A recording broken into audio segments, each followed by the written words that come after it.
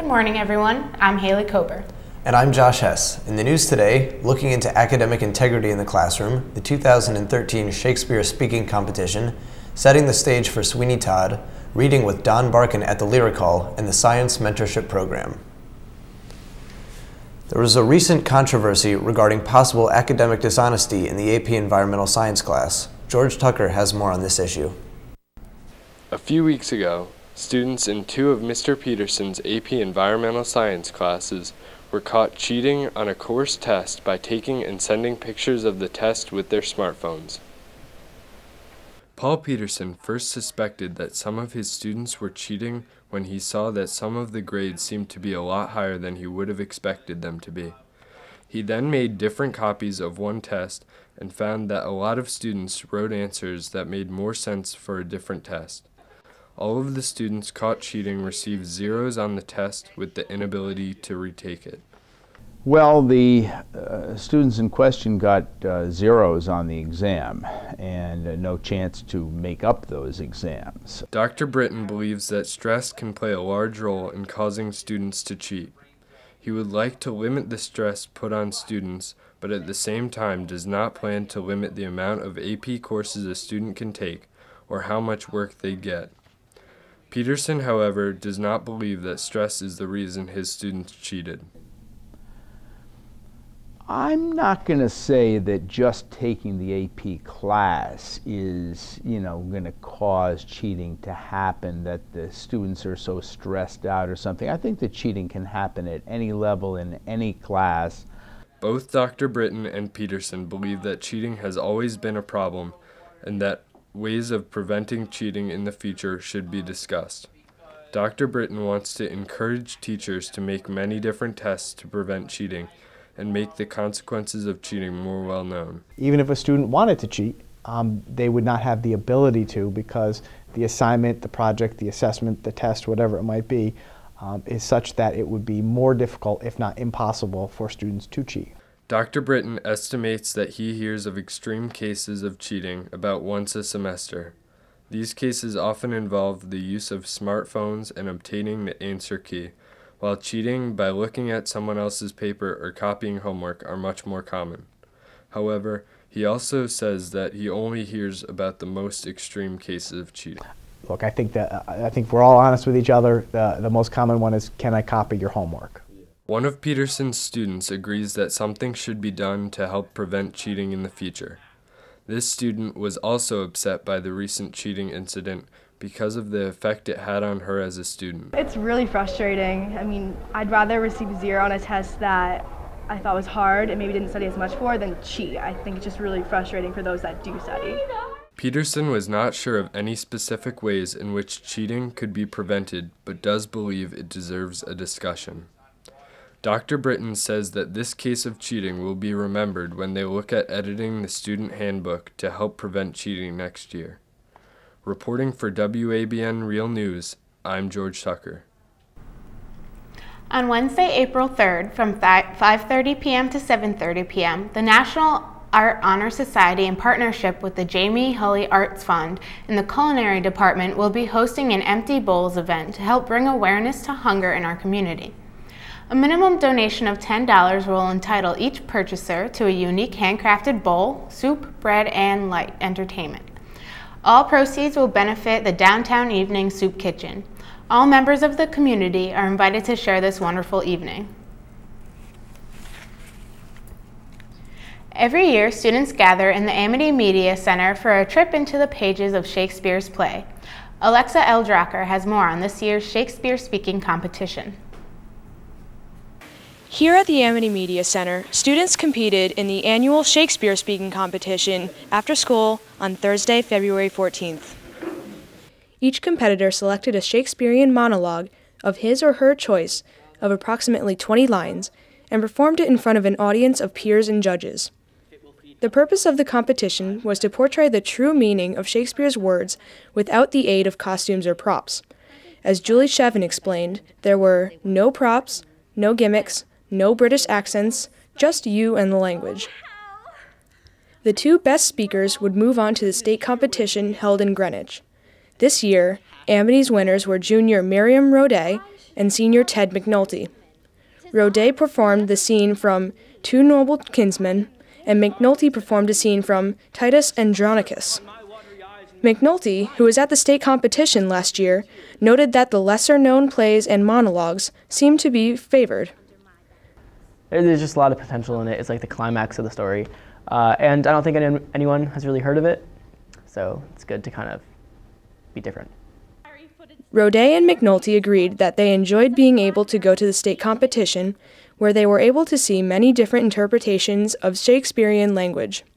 I just think seeing the other talent was both really fun and also just really helpful in terms of understanding my piece. McNulty placed third at the state competition. Reporting for Amity Real News, I'm Alexa Eldrocker. On Friday, March 8th, administrators decided against holding the 2013 graduation off campus at another location. In recent years, poor weather has plagued the ceremony. Due to this, there was some discussion about holding the seniors' graduation at the Oakdale Theater in Wallingford. Proponents of having it all at the theater argued that a large amount of guests could be in attendance, and the location also allows for a reception following the ceremony.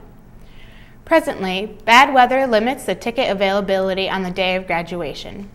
Seniors are allowed 2 tickets for the gymnasium. Any additional guests would then have to view the event from a different room in the school that is also viewing the educational channel. Although there is no change to graduation for this year, a similar idea is possible in the future. The closing of the 2013 CAP testing last Friday signals one of the last years the test will be administered. Next year will be the last year of the Connecticut Academic Performance Test. This year's 8th graders will be required to take another exam developed by the Smarter Balanced Assessment Consortium, or SBAC. Administered to 11th graders, this test will be more directly aligned with the Common Core standards adopted by the state of Connecticut. While only testing in math, writing, and reading, Dr. Britton believes these new tests are far superior because they encourage students' critical thinking as well as reading and writing. This year's freshmen will take CAP next year as sophomores in all subject areas. Then, as juniors, they will be the pilot class to take the SBAC. This year's school calendar has seen many changes between Hurricane Sandy, late October snow, and the blizzard Nemo. Vacations have been canceled and days have been missed. The school board has responded in kind to the weather as it has impacted us. The calendar, originally calling for 182 days, has been shortened to 180. Professional development days for teachers and staff were rearranged, and April break has been clipped to just a 3-day weekend. Moving forward, the school board has made adjustments to next year's calendar in hopes of preventing a similar situation in the future. Major changes include starting school after Labor Day on September 3rd, as well as shortening the 2014 February break to a 2-day break February 17th and 18th. These changes will be made June 13th, the final day of the school next year, short of any blizzards or hurricanes, that is. Among the many talented people on the staff here at high school is Don Barkin, a published poet. I sat down with Barkin after a recent reading of his poetry at the Lyric Hall in New Haven. Tonight I'm here at Lyric Hall in New Haven, where Don Barkin, Amity teacher and poet, gave his latest reading of his new book, The Persistent. For WABN Real News, I'm Haley Kober. An English teacher and accomplished poet, Barkin has just released his second book of poetry, titled The Persistent. Barkin grew up one town over from Robert Frost, one of the most well-known poets of the modern era. Barkin said that one of the reasons he enjoys poetry so much was because he was exposed to it at such a young age.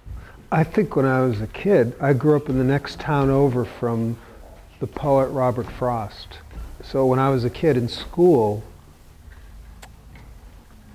and at home, we read his poems, and I heard records of him reading his poems. Ordinary occurrences fueled Barkin's inspiration for his book. You know, there are moments in your day that feel more like something than the other moments, and when you don't know why, that could be a poem. That could be a reason for a poem. Barkin doesn't have any advice to give to aspiring writers, saying that writing is one of the few areas where persistence and desire really come into play. Pretty much, it's one of the few areas where willpower, desire, takes you a long way. Barkin encourages his students to develop their own tastes and styles of writing. He also strives to help them understand the meaning behind poems and how it's not as frightening as one might think. Barkin hopes to continue his writing while inspiring those he meets along the way. For WABN Real News, I'm Haley Kober. Amity's team for MSG Varsity's The Challenge TV show proved to be a powerful force this year. Led by senior captain David Sampoli, the team cruised by Fairfield Prep in the preliminary round. That match's team for Amity consisted of Sampoli, senior Satish Bhatt, senior Tanay Lathia, and senior Eliad Dagan. Junior Kathleen Fang was the alternate. It was a good experience for all of us, even though we ended up losing in the second round, stated Bhatt. The Spartans faced off against Joel Barlow in the second round, but did not have the same result that they did against Prep. I think that one of our main weaknesses, especially in the second round, was the buzzing. We knew most of the answers. We were just getting beat to the buzzer a lot, noted Bhatt, reflecting on the team's defeat. The episode featuring Amity's game against Joel Barlow will air on Channel 14 on March 29th. This year's musical is well underway, and performances are set to begin shortly. Brooke Crowley has the report. I'm Brooke Crowley here at Amity High School on the set of Sweeney Todd that will be in production in just a few short weeks.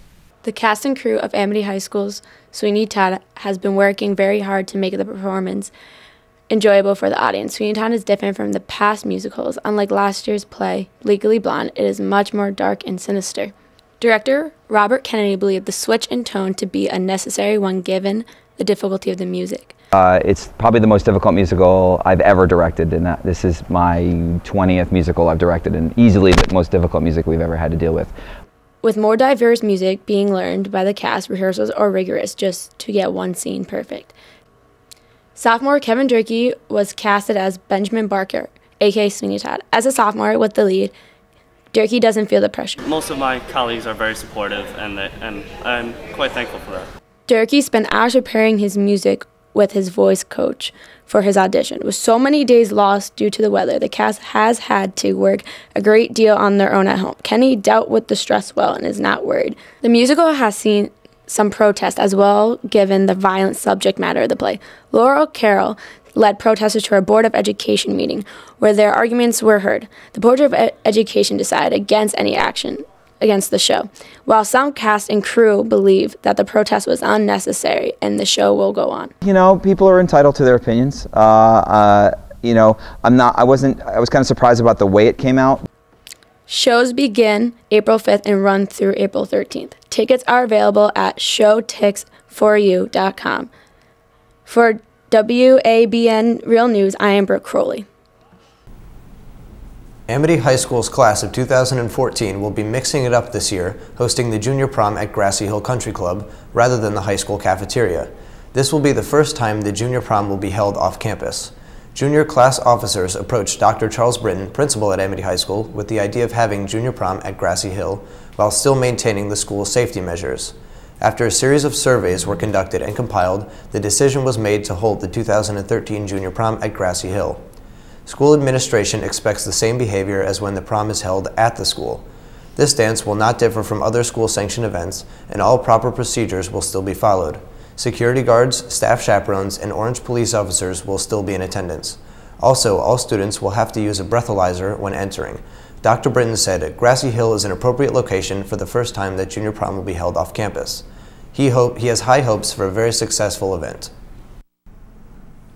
On Thursday, March 21st, Amity Plaid, that's People Leading Against Homophobic Discrimination, is teaming up with the Wheelers Market Cafe in Woodbridge to raise funds for a new project.